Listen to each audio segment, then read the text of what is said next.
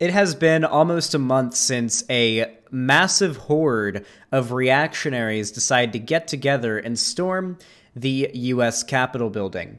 They did it in an attempt to, well, many of them intended to either kidnap or assassinate elected officials, particularly congresspeople, possibly even senators, obviously. And it was pretty horrible. They were trying to prevent Joe Biden from being confirmed as being the rightfully elected president of the United States, because when you lose that hard in an election and you have a cult of personality built around your sort of fascist demagogue that is Donald Trump, your way of coping is by then going on a big ol' fucking riot against the Capitol. Yeah, that's what you do, you know? So, as we all know, our beloved queen, Alexandria Ocasio-Cortez, who is possibly one of the leading figures in pushing our government in a more left-leaning direction, more specifically the Democratic Party, was present that day. Now, surprisingly, a lot of congresspeople and other elected officials that were present during the Capitol riots haven't really gone into detail about what it was like, because that's got to be pretty scary. They had to evacuate.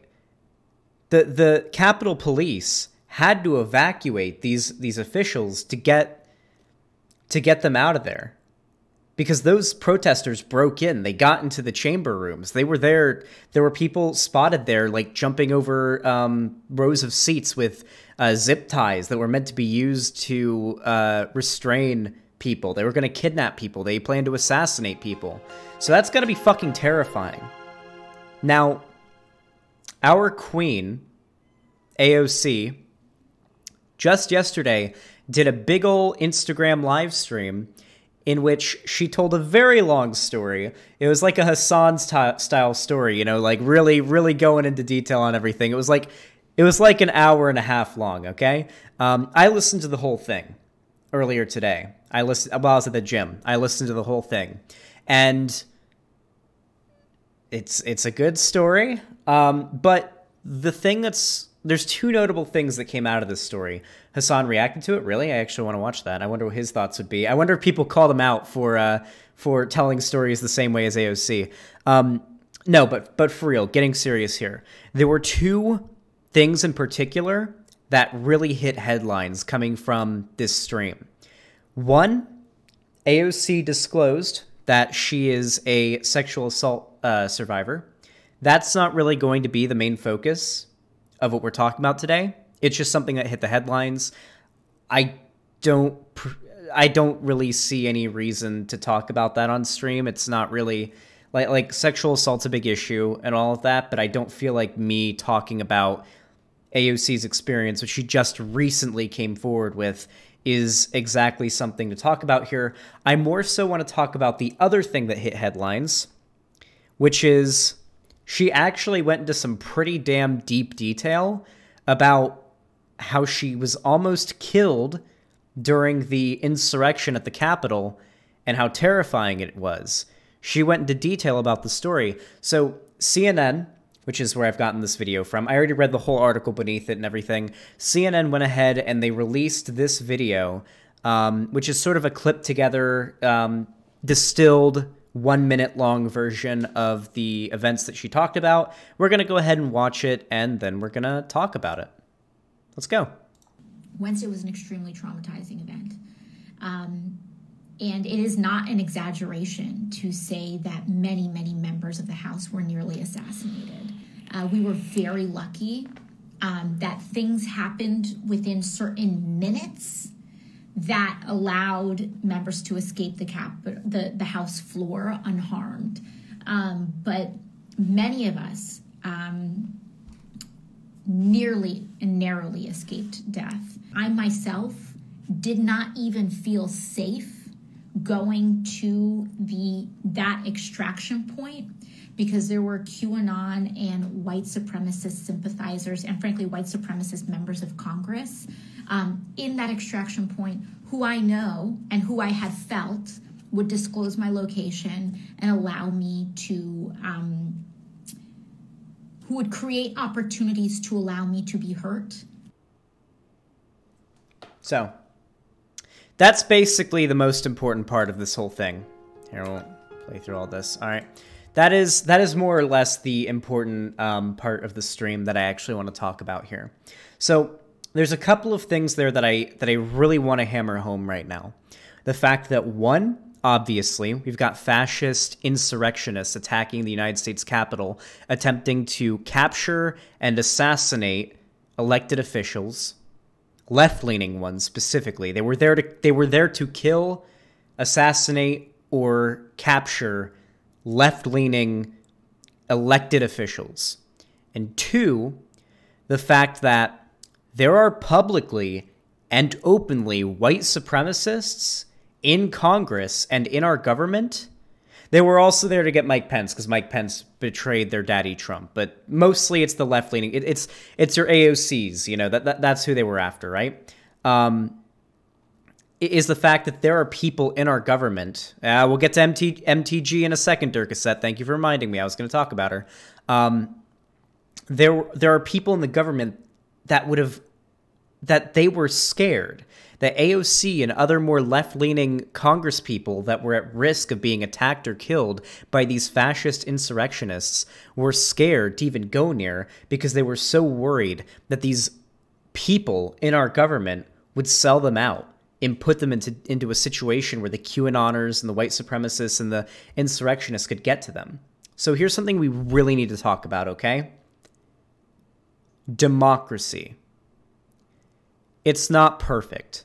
Democracy is far from perfect, okay? Don't get me wrong.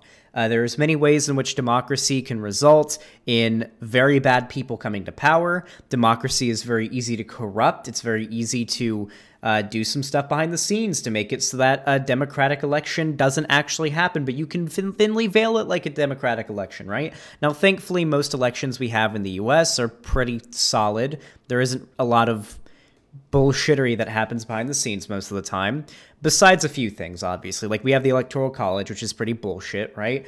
And we have things like, this isn't inherent to democracy, but it's very open to things such as misinformation, misleading voters into voting against their best interests. The best example of this is how Russia spent a lot of money and a lot of resources in spreading misinformation across the internet to mislead voters back in 2015 and 2016. This isn't like some lib shit, oh, Russiagate thing. Russia didn't hack our election or anything like that. That's not what happened there. However, it was proven completely that Russia made a deliberate effort to spread misinformation that would benefit Trump during 2015 and 2016, mostly hit pieces on Hillary and the Democratic Party.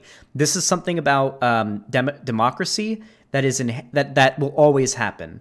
Bad actors can very easily spread misinformation to try to fuck over or try to mislead the voter base to cause bad things to happen when it comes to the election, right? So we have to talk about democratic absolutism, right? So I am in favor of everyone under a democracy being able to run and have a chance to have people vote for them. But there's a certain point where we gotta draw a line, okay? When we have people like, oh, fuck, what's her name? The acronym is MTG, not Magic the Gathering, but crazy QAnoner lady. What's her name? She's a congresswoman. I think she's like an Ohio congresswoman or something. I don't know what state she's from. Does anyone know her full name? Yeah, Marjorie Taylor Greene. Yeah, oh, fuck. This lady needs to fucking go. She's Georgia? Okay, yeah. This woman right here, AOC was absolutely vague tweeting about this woman when talking about the Capitol riot. For those of you guys that don't know who this woman is, this is Marjorie Taylor Greene. She is fucking nuts. She's a neo-Nazi. She's a JQer, a white nationalist who believes in the Great Replacement. She unironically believes that Jewish space lasers caused the fires in California. And I also believe she also called for... Fuck, I read about this the other day. I think it was for Obama, Hillary Clinton, and other people in the Democratic Party to be executed. And she said that it's coming. Like, she was like, oh yeah, the execution is coming. The day of reckoning for these people is coming. Oh yeah, and apparently she's a Fuentes fan. I'm not sure how accurate that is. I haven't seen any verification of it, but I have heard people say that she's like a follower of Nick Fuentes. She's basically like any crazy Nazi you would see on the internet. Even Mitch McConnell denounced MTG. He called her a cancer on democracy. You know that someone is fucked beyond recognition when Mitch McConnell, who is a literal right-wing ghoul, disavows them.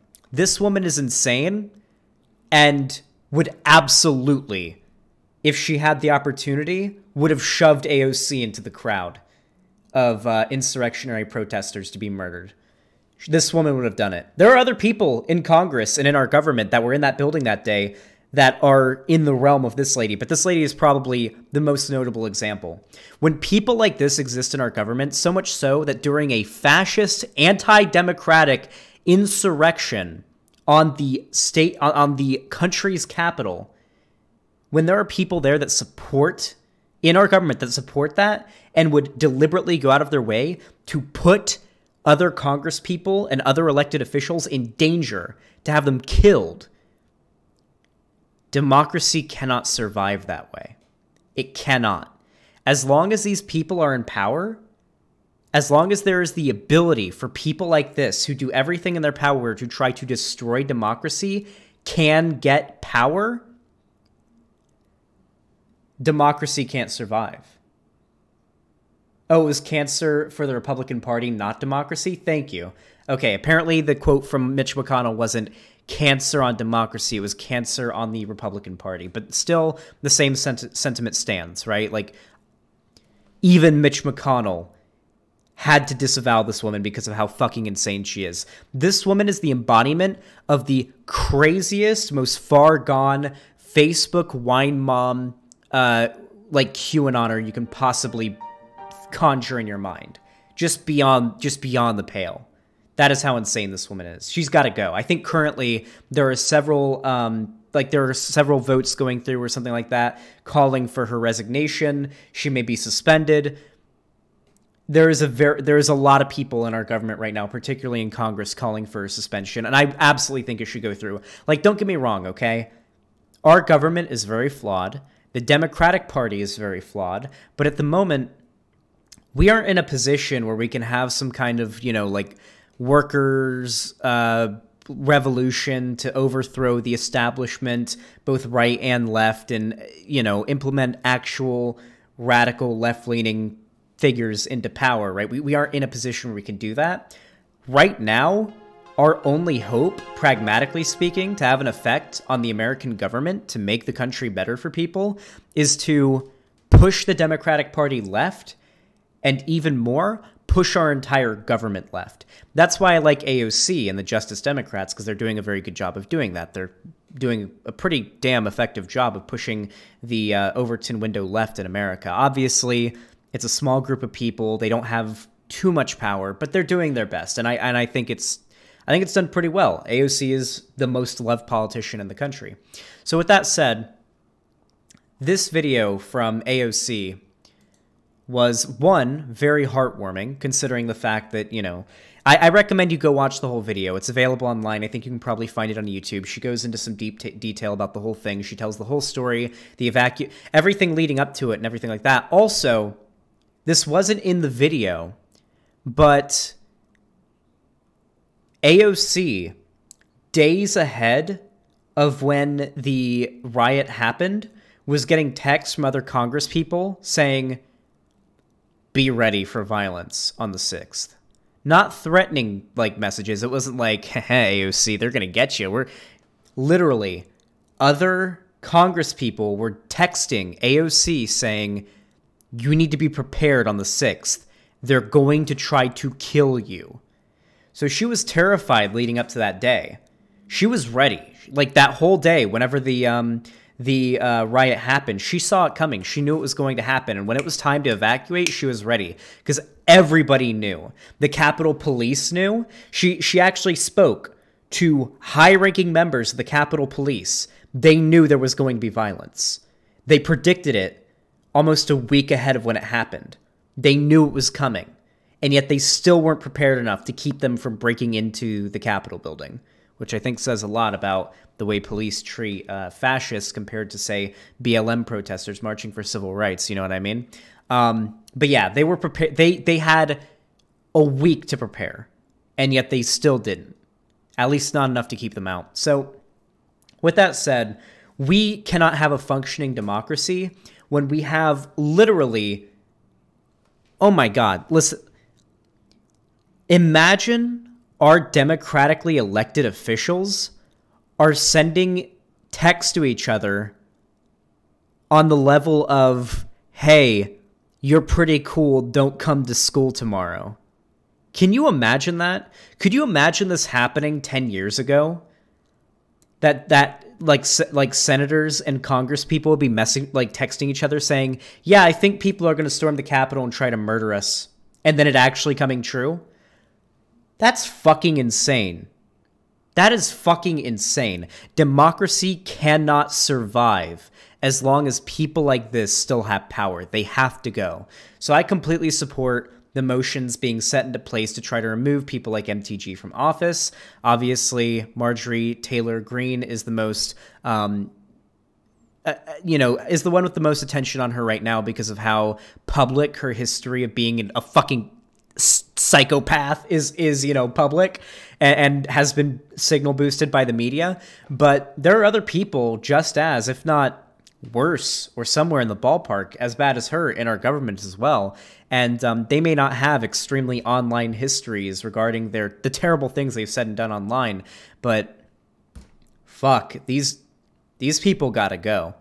So yeah, that's more or less what I wanted to talk about. It's very worrying that, guys, Trump's gone.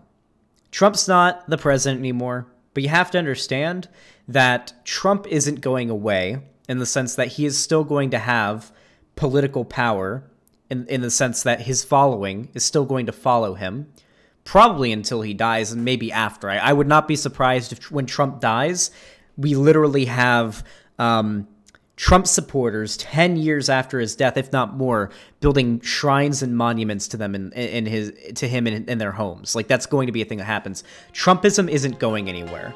And it's only going to get worse. They're still bitter. They're still coping about Trump's loss. They are going to continue to push this insane right-wing populism. Trump was the spark that set off the powder keg. There's going to be another Trump. There's going to be somebody that comes along that's just as bad as Trump.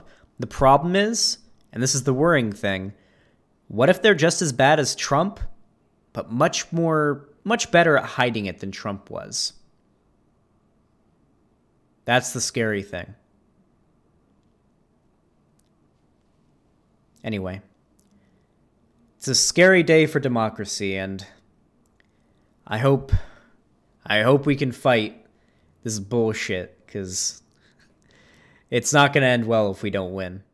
Hey, I hope you enjoyed my video. If you did, please leave a like and a comment. It helps the video a lot. If you want to see more of my content, please subscribe and ring the bell icon so YouTube actually tells you when I live stream or upload a new video. Also, if you're watching this right after it was uploaded, I should be live in 1 hour at 1 PM PST every day on YouTube and my website, xanderhall.com. Please come stop by and say hello. I love seeing new people in chat. Also, make sure to follow me on Twitter and Instagram. Links are in the description. Join my fan Discord if you want to contact me for a discussion or debate through the link in the description as well. If you're feeling extra generous and you can afford it, you can support me financially by donating or subscribing on my website, hitting the join button below the video to become a channel member, or super chatting during my streams. I really appreciate it. Thank you for watching, and have a good one.